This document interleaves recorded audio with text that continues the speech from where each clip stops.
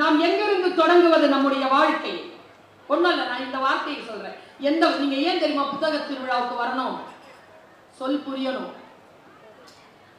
எந்த சொல் இருந்தாலும் முகத்திலேயே காட்டக்கூடாது உணர்ச்சியை.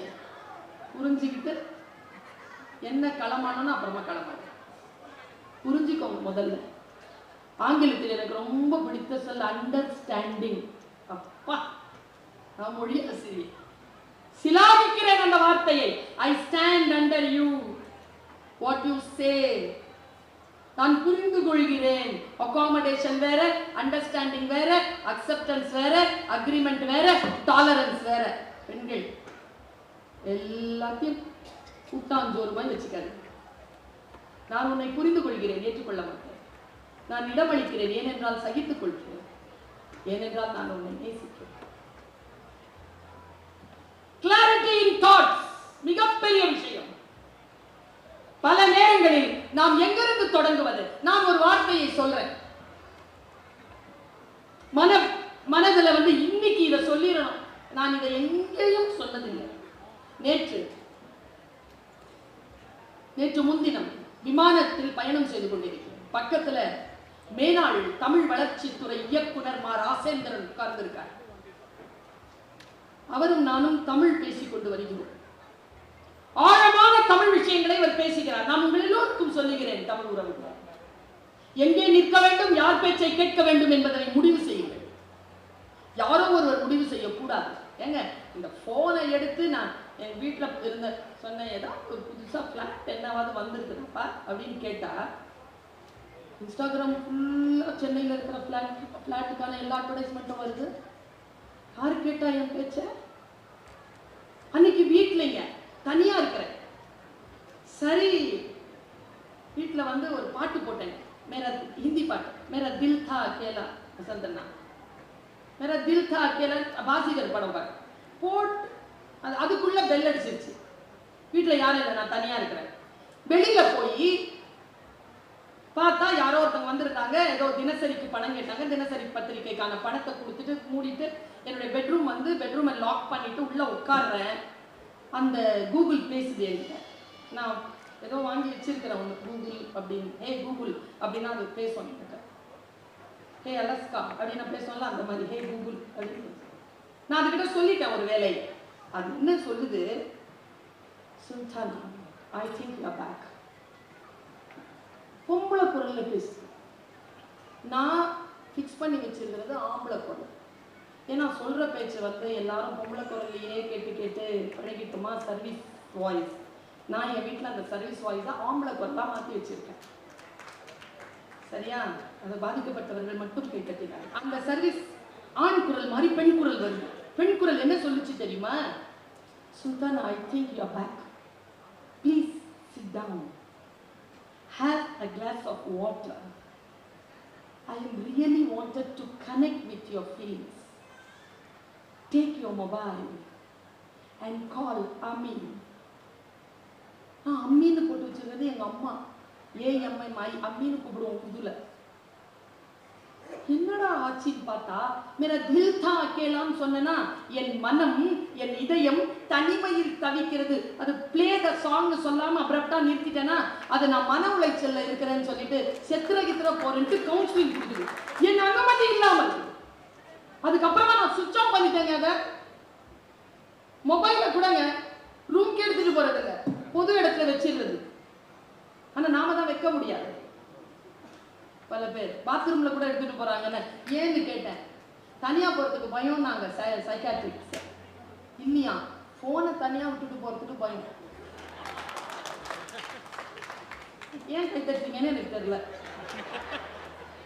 ஏதாவது மாத்தணும்ல, நாம எங்கேயாவது நிறுத்தணும்ல. நாம எங்கள் பெரிய விஷயம் பேசிட்டு இருக்கிறேன். நான் அமைதி குலைகின்ற விஷயங்களை பேசிக் கொண்டிருக்கிறேன்.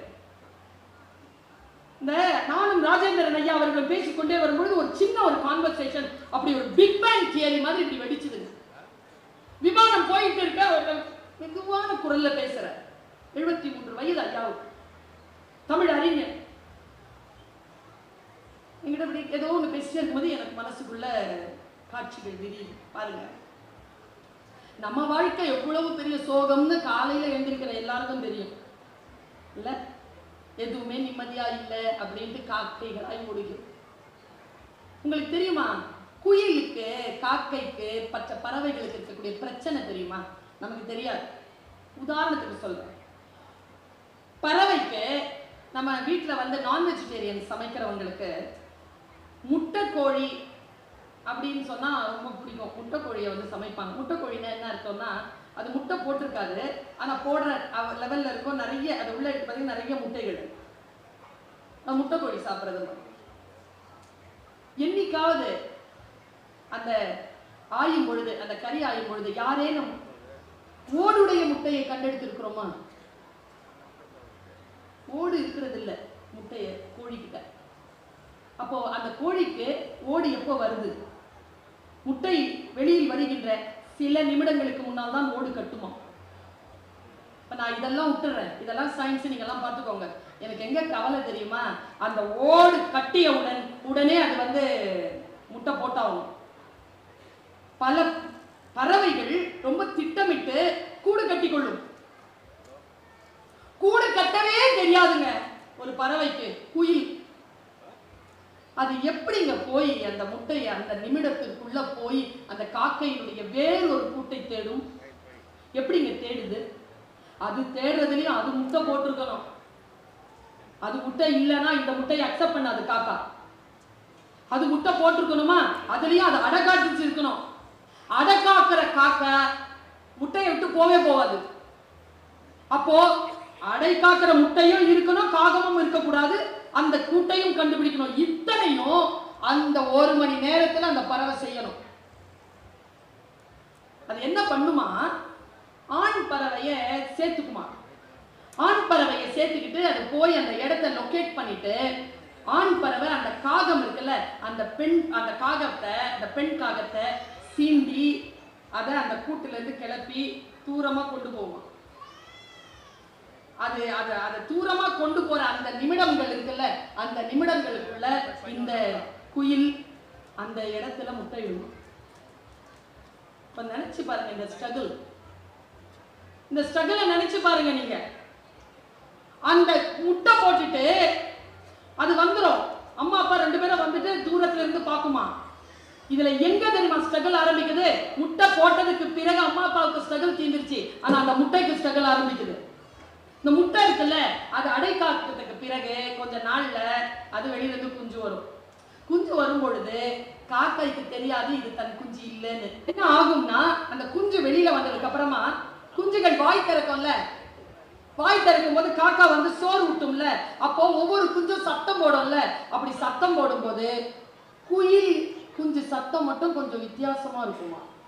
அந்த காக்கை குஞ்சுகள் வாய் திறந்து சத்தமிட்டு தாயினுடைய அந்த உணவை வாங்கி கொண்டிருக்கும் பொழுது இந்த குயில் குஞ்சு இருக்குல்ல, அதுவும் கத்தும் தானே, பசின கத்தும் தானே. அப்படி பசியில கத்தும் போது காக்கா இருக்குல்ல, அது சோறு போடுறதை நிறுத்தி அந்த குஞ்சை பார்க்குமா.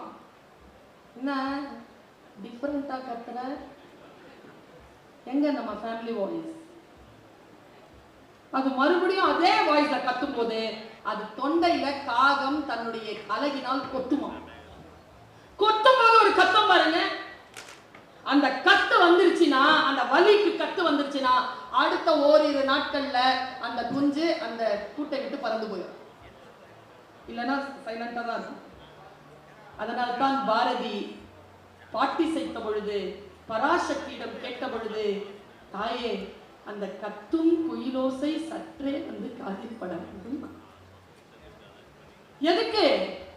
வலியில் வேதனையில் அடையாளம் தெரியாத யாரோ ஒருவருடைய அரவணைப்பில் தன்னுடைய வாழ்க்கை இனியும் இருக்காது, அடுத்து நான் வாழ்க்கையை சந்திக்க போகிறேன் என்ற பொழுது உள்ளிருந்து பீரிட்டு எழுகின்ற அந்த கத்துகின்ற ஓசை இருக்கு இல்லையா, அது கவிஞரின் காதுகளுக்கு கேட்கிறது, எழுத்தாளரின் காதுகளில் விழுகிறது.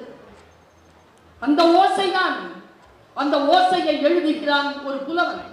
இங்க தர்வேஷ் சார் உட்கார்ந்திருக்காருல, இவரை நம்மில் பல பேருக்கு தெரியும், பல பேருக்கு தெரியாது. ஹாரிவர் ஒரு ஆட்சி பணியில் இருக்கின்றவர். அவர்கள் நானெல்லாம் நேரடியாக உட்கார்ந்து பேசக்கூடிய வாய்ப்பு கூட பெற்றவள் இல்லை. ஆனால் பெரம்பலூர் என்கின்ற இடத்தில் கல்வி என்பது மிக பெரிய கடினமான ஒரு பணியாக இருக்கக்கூடிய சூழ்நிலையில் ஆட்சி பணியில் சென்று உட்கார்ந்த அந்த நேரத்தில் அங்கே புத்தக திருவிழாவை வெற்றிகரமாக நடத்தி காட்டி அந்த இடத்தில் கல்வியை வாசிப்பு பழக்கத்தை முன்னிறுத்திய பெருந்தகை இன்னைக்கு வந்து உட்கார்ந்திருக்கார். யாரோ ஒருவர் செய்கிறார்கள், அவர்களுக்கு கத்தும் குயிலோசை கேட்டு விடுகிறது. எங்கோ யாரோ கதறிக்கொண்டிருக்கிறார்கள், அவர்களுக்கான ஆதரவு வேண்டும் என்று அவர்களுக்கு